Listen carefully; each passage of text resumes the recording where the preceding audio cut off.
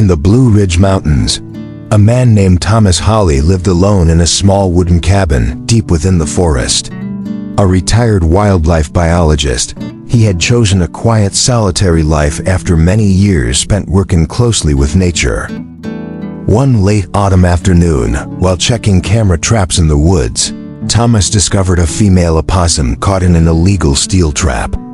Her hind leg was deeply wounded, stained with blood. She was weak, barely breathing. Gently, Thomas released the trap, wrapped the exhausted animal in an old coat, and carried her home. Inside the cabin, he transformed a spare room into a recovery area. He disinfected and stitched the wound and fed her with a syringe. A few days later, he noticed her belly was swelling. The opossum was pregnant. Not long after, she gave birth to a litter of tiny joeys, each no bigger than a bean, hairless and blind. They nestled safely in her pouch, clinging to life with fierce instinct.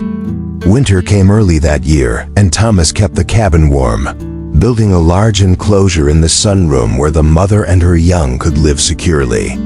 He carefully researched their diet, monitored temperature and humidity, and adjusted the environment as needed. Every day, Thomas sat quietly by their enclosure, observing. The joeys slowly emerged from their mother's pouch, exploring the world with bright black eyes and twitching noses. They began climbing, foraging, and displaying wild behaviors.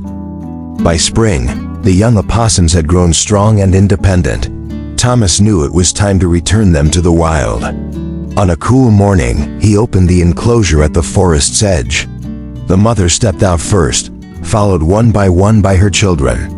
The family disappeared into the ferns. Thomas stood still, his heart full of both peace and sorrow.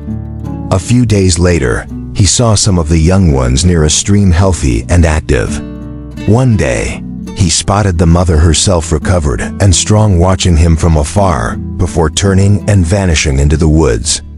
Thomas returned to his old routine, but something inside him had changed. His bond with the mother opossum and her young had revealed the true meaning of protecting wildlife.